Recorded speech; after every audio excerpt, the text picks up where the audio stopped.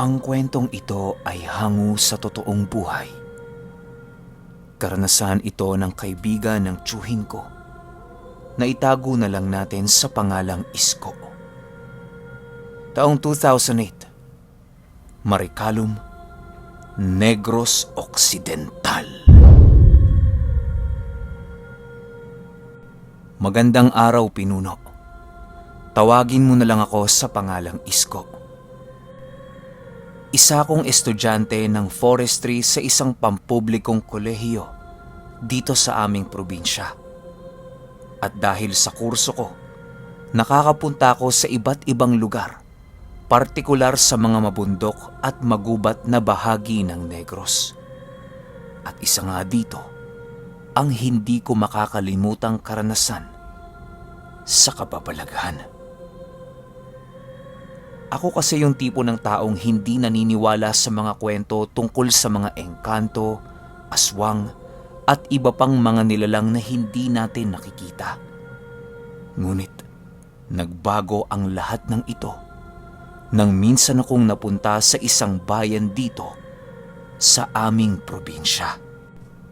Naimbita ako ng isa sa mga kaklase ko na dumalo sa isang handaan. Kasal kasi ng kanyang ate at magse-sembreak na din naman ako noon. Kaya sumama na ako. Pagkatapos ng lahat ng dapat kong ayusin sa eskwelahan, kaagad na kaming umalis papunta sa lugar nila. Medyo malayo kasi ang biyahe papunta sa kanila. Mga 4 hanggang 5 oras na biyahe, sakay ng bus at sasakay pa kami ng habal-habal mula sa bayan papunta sa kanilang barangay sa Maricalom. Pagbaba namin ng habal-habal, mga 15 minutong lakaran mula sa kalsada hanggang sa bahay nila. At gubat ang dadaanan mo bago ka makarating sa mismong bahay nila. Medyo napaaga ang punta namin doon kasi 3 araw bago ang mismong kasal ay naroon na kami. Pagdating namin sa kanila, agad akong binilinan ng kaibigan ko ng mga dapat at hindi ko dapat gawin. Lalong-lalo na yung mga magiging salita ko. Isko, wag na wag kang lalabas ng bahay nang wala ako ha. Mas lalong wag kang makikipag-usap sa mga tao, lalo na sa mga hindi namin kamag-anak. Wika nito at sa pagtataka ko agad akong nagtanong sa kanya. Bakit naman, Mike? Tao lang din naman sila. Baka sabihin pa nila, bastos ako kapag hindi ko sila kinausap. Tugon ko dito. Basta pre, sundin mo na lang ako. Pero dahil sa may katigasan din ang ulo ko, hindi ko sinunod ang sinabi sa akin ni Mike. Isang hapon, habang nakaupo ako sa labas ng bahay nila Mike, ay may dumaang isang babae at binati ako nito. Maayong hapon.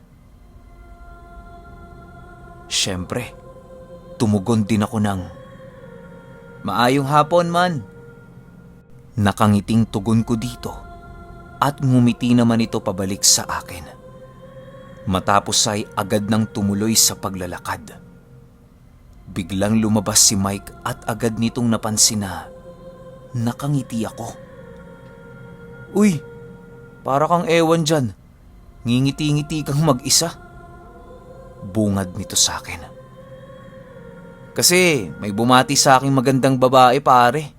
Doon sila papunta oh. Wika ko sa kaibigan ko sabay turo sa pinuntahan ng babae. Nagulat si Mike sa sinabi ko dahil wala naman siyang nakita. Maging ako nagtaka din kasi ilang minuto pa lang silang nakalampas sa bahay ni na Mike. Aba, hindi ko na nakita. Sa susunod, Isko, huwag kang makikipag-usap sa hindi mo kakilala. Muling habilin nito sa akin, sabay abot ng isang bote ng soft drinks. Habang umiinom kami, nakaramdam ako ng biglang pagsakit ng tiyan.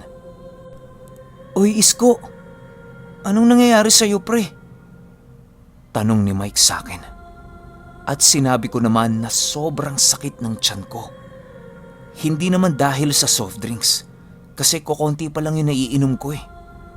Pakiramdam ko, sobrang lamig kahit mataas pa ang araw. 3:00 pa lang ng hapon nun. At laking gulat ni Mike nang bigla akong magsuka at sobrang sakit na ng tiyan ko na parang pinipilipit ang mga laman ko sa loob. At dahil sa nangyari sa akin, agad na nagpatawag ng manggagamot ang tatay ni Mike. Pagdating ng manggagamot ay kaagad itong napamura. Talaga tong pamilya ni Badong, oo! Agad na bungad ng manggagamot at lumapit ito sa akin sabay hawak ng pulso ko. Nausog tong bisita ninyo. Yung binati mong babae kanina, yun ang nang usog sa'yo. Wika ng manggagamot. Laking gulat ko dahil sa sinabi niya.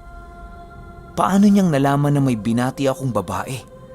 Hindi ko naman nasabi kahit kaninong tungkol doon maliban kay Mike. Maging ang tatay niya ay hindi din alam ang tungkol sa pagbati ko sa babae kanina. Ipatawag ni si Dahlia, yung anak ni Badong, para malawayan niya to at matanggal ang usog. Muling wika ng manggagamot. Nag-usal ng dasal ang manggagamot at iniihip ito sa bunbunan ko. Medyo kumalma ang sakit ng tiyan ko pero andyan pa din at pasumpong-sumpong. Sinabi din ng manggagamot na hindi matatanggal ang sakit hanggat hindi ito nalalawayan ng nag-usog sa akin. Maya-maya pa ay dumating ang sinasabi nilang si Dahlia kasama ang tatay nitong si Badong. Magandang gabi ho sa inyo.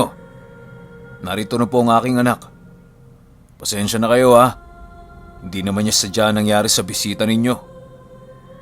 Agad na paghingi ng tawad ni Badong. Sige na.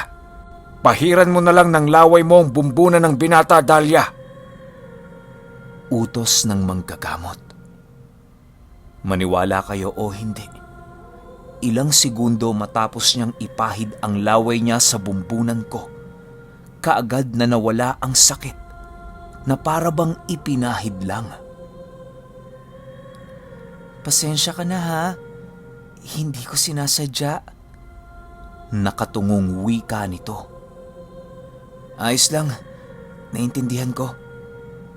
Wika ako sa dalaga at biglang sumagot ang tatay ni Dahlia. Pare, di ba kasal ng anak mo sa susunod na araw? May tagaluto ka na ba? Tanong nito. Wala pa nga paring Badong eh. Pupuntahan pa sana kita pero yaman din lang na nandito ka na. Pwede bang ikaw na magluto para sa amin? Tugon ng tatay ni Mike at pumayag naman si Badong. Ang nakakapagtaka, minura ng manggagamot si Badong at alam ko na may ibig sabihin ang pagmumura nito.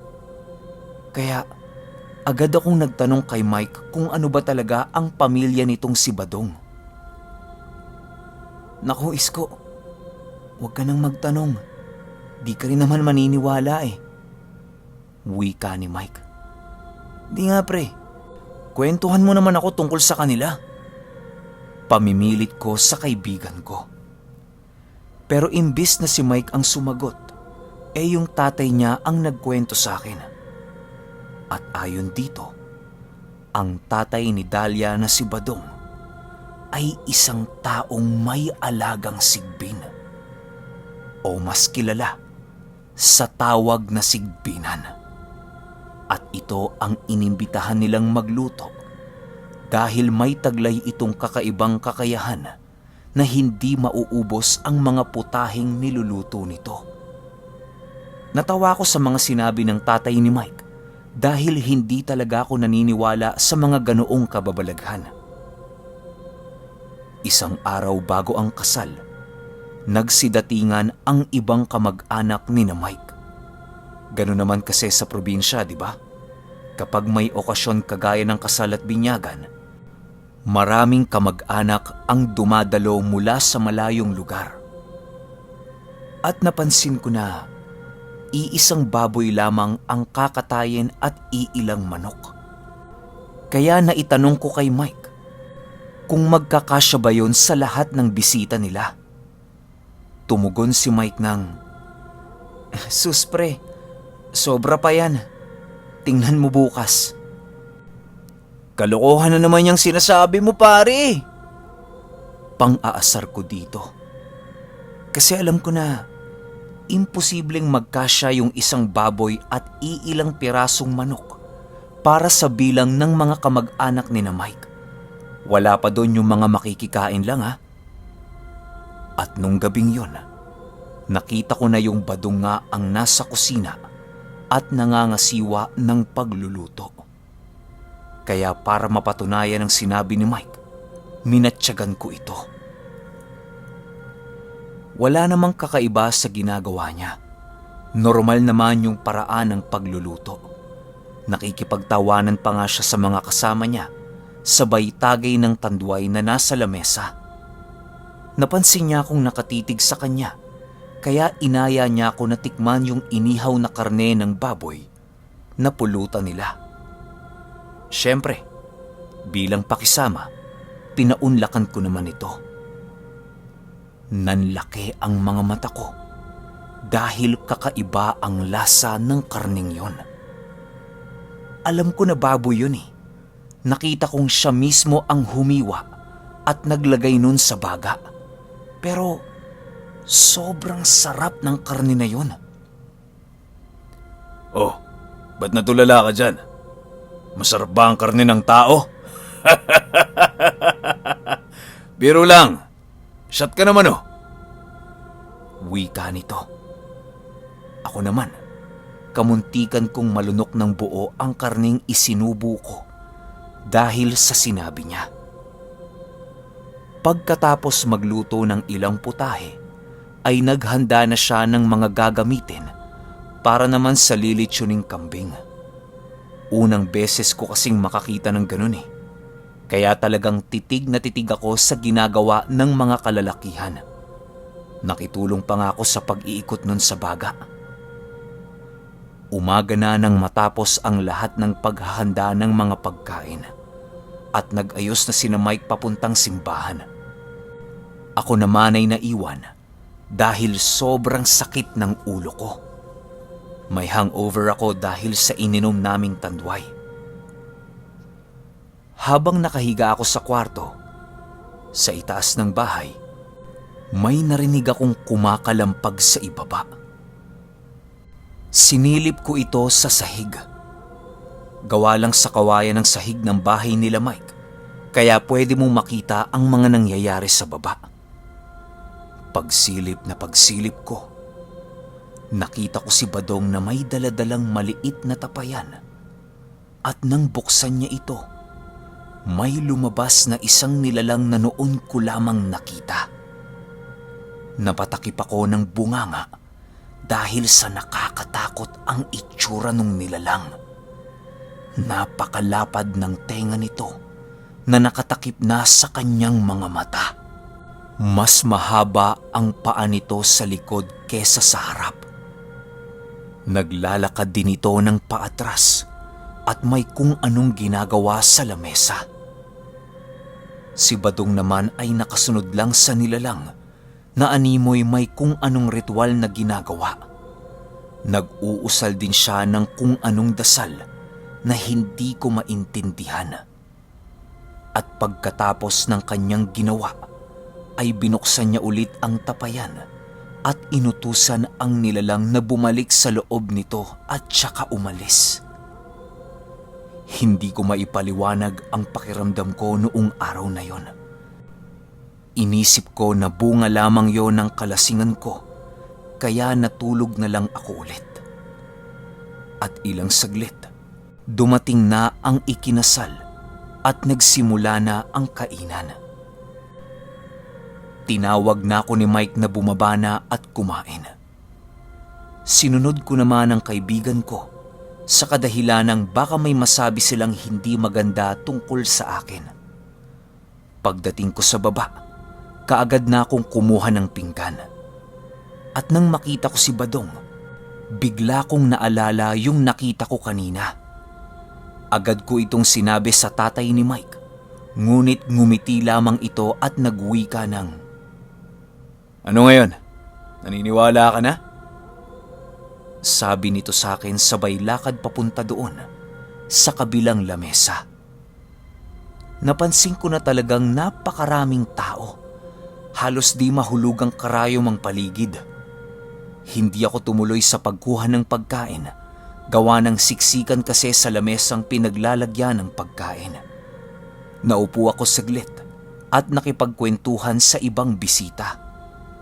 Medyo natagalan din ako bago nakakuha ng pagkain, pero laking gulat ko dahil nang lumapit ako sa lamesa ay halos kokonti lang ang nabawas sa mga ulam. Alam ko napakarami ng kumuha at may nagdadatingan pa.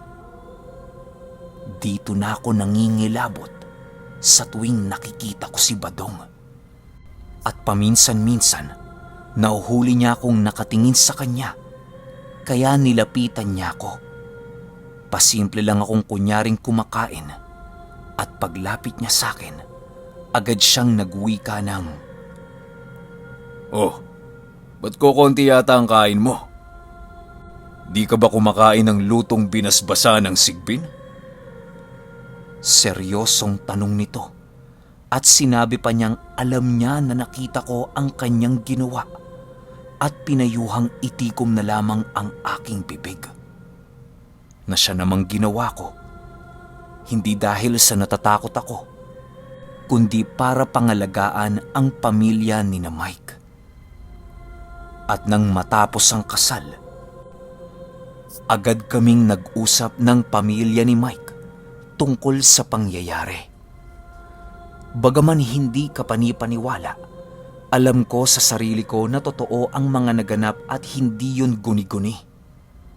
Ngunit, hindi lamang doon nagtapos ang mga hiwagang naranasan ko dahil minsan isang araw, habang namamasyal kami ni Mike, ay nagawi kami sa gubat malapit sa bahay ni Badong. At madadaanan namin ito papunta sa bahay ni Mike. Nang malapit na kami sa bahay ni Badong, ay biglang umulan ng napakalakas. At magdidilim na. Basang-basa na kami ni Mike ngunit bigla kaming tinawag ni Badong upang sumilong. At dahil kakilala naman namin ito ni Mike, sumilong kami. Pinahiram pa nila kami ng mga tuyong damit. At habang nagpapatila kami ng ulan, hindi maiwasan na pag-usapan ang mga naganap sa kasalan. At nagkaroon ako ng lakas ng loob upang tanungin si Badong tungkol sa ginawa niya. Kapalit nito ay ang pagtatago ng sikreto ng kanyang pamilya. Isinalaysay niya sa akin na ang angkan nila ay angkan ng mga sigbinan. At ang nangyari sa akin ay hindi isang simpleng usog, kundi isa itong uri ng ritual ng pagmamarka. Dahil ayon kay Dahlia, na anak ni Badong, ako ang napisil nito na mag-alaga ng isa sa mga anak ng kanilang sigbin. Ipinakita din sa akin ni Dahlia ang isang uri ng sigbin na kung tawagin ay sungayan. Nanlaki ang mga mata ko dahil sobrang nakakatakot ang anyo nito. Ngunit sa hindi ko malamang dahilan, na konting takot ay wala akong naramdaman. At nakita ko pang umupo si Dahlia sa likod nito.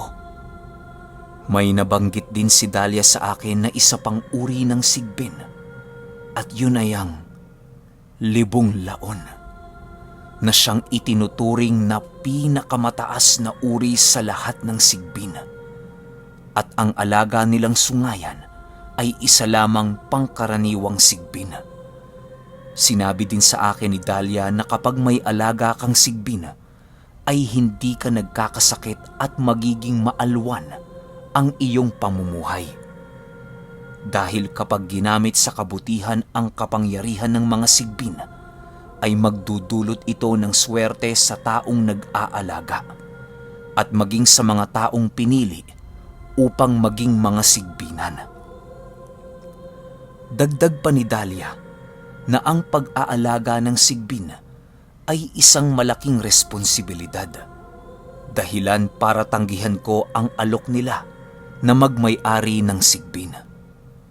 Na nauunawaan naman nila, kaya inalis ni Badong ang marka sa aking bumbunan at nang tumila na ang ulan, nagpaalam na kami ni Mike sa mag-ama.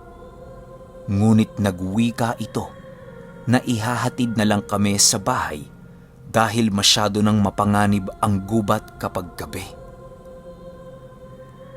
Habang naglalakad kami, ay may kung anong kumakaluskos mula sa tabi ng daan. Napahinto si Badong at nagwika ng, Dumikit kayo sa akin. Huwag kayong hihiwalay. Mike, hawakan mo ang kaibigan mo. May aswang. Alam ko na hindi nagbibiro si Badong. Kaya sinunod ko ang kanyang bilin at dahil sobrang lapit ko sa kanya, narinig ko siyang nag-uusal ng kung anong dasal. At maya-maya pa ay bigla siyang tumahimik. Kapag sinabi kong dapa, dumapa kayo. Wika nito. At pagsigaw niya ng dapa, agad kaming nagsidapaan at mula sa itaas namin, ay nakita kong tumalon yung kaninang sungayan na ipinakita sa akin ni Dahlia. Tangan-tangan na nito ang isang tao sa kanyang bunganga. Nagulat na naman ako sa mga nakita ko dahil pagbagsak ng sungayan sa lupa ay agad nitong nilapa ang taong kagat-kagat niya. Ano yan? Takot na tanong ko kay Badong. Yan yung aswang na kanina pang sumusunod sa atin. Wika nito. Hanggang sa makauwi kami sa bahay ni na Mike, ay nangangatog pa din ang tuhod ko. Hindi pa din ako makapaniwala sa mga nakita ko sa lugar nila Mike. Ngunit alam ko sa sarili ko na naganap ang lahat ng yon. Hanggang sa nakabalik na kami sa paaralan ni Mike, ibinili niya sa akin na wag ipagsabi ang lahat ng mga nangyari at mga nasaksihan ko. Na siya namang sinunod ko dahil ayoko din na mabunyag ang sikreto ng pamilya na naging kaibigan ko na. Paminsan-minsan ay dumadalaw pa din ako sa lugar nila Mike sa Sipalay kahit sa kasalukuyan na ako ay nagtatrabaho na bilang kawani ng isang ahensya ng pamahalaan. Naglalaan pa din ako ng oras upang bisitahin ang pamilya ni Lando at ang pamilya ng mga sigbinan.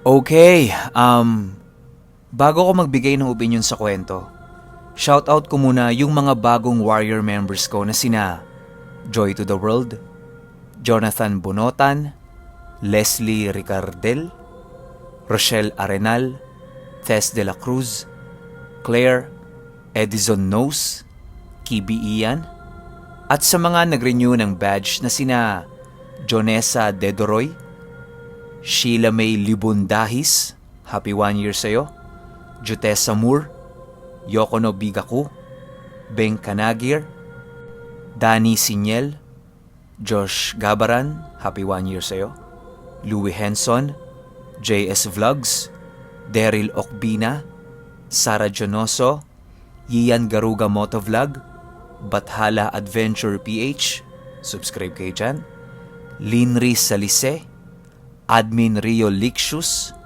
Mang Dadoy, Leslie Ricardel, D. Jose Carlito, Katrina Duque, Roselyn Arante, Pretty Mamshi, Inumaki Toge, Michelle Cedron, Crazy Mark Official, Don G, Michael Estayo Cerezo, Jaramel Palco, Sports TV, Mami Budang, happy 1 year sa'yo, May Acopiado, Congeniality Queen, Gfinity TV, Nanay For Real, Chill Gaming, Chazion Zeus Tagsim, Kuya Kevin, Burn 25, Champagne Corty, Jeffrey Allen Mobido, Putahe ni Jux, Erica Sheila Biscara, Erickson De Jesus, Maria Katrina Solialda, at kay Irene Sohal. Ito naman, para sa mga random subscribers natin, nandyan sina Kurt Angelo Bugasto at Dimples Yumi. Maraming salamat sa inyong lahat, guys. Ang magiging opinion ko sa kwento, alam nyo bang totoo yung ganitong klase ng orasyon, yung tagaluto ng handa tapos hindi nauubos kung ano yung handa nila? Kasi meron kaming ganyang kamag-anak. Share ko lang sa inyo. Siya si Papay Bax. Si Papay Bax, taga Kisaw yun, sa Rizal, Tanay. Kapag may mga malalaking okasyon, siya palagi yung pinagluluto na kokonti lang yung budget. Isipin nyo, ang papakaining tao mga nasa 50, 60 plus, ganun karami, tas ang handa lang, 3 kilong pansit, ilang kilong baboy lang, gulay, ganun lang. Tapos, yung handa, hindi nauubos, nakakapag-take out pa si Papay Bax. Pero, meron yung kapalit. Lahat ng kumain sa handaan, pag uwi nila sa kani-kanilang mga bahay, lahat sila gutom na gutom na gutom. Alam nyo yun, parang kumain sila ng hangin. Nabusog sila na akala nila ang sarap ng luto, ang dami nilang nakain, pero hindi nila alam. Wala silang kinain. Ganong katindi yung gamit ni Papay Bax. Kung dito sa Sigbinan, Sigbin yung ginamit, kay Papay Bax, isang buong orasyon lang. At merong kami nun. Pero kayo, kung may opinion kayo sa kwentong ito, i-comment nyo lang sa baba. Yun lang. Hanggang sa susunod na kwento. Salamat.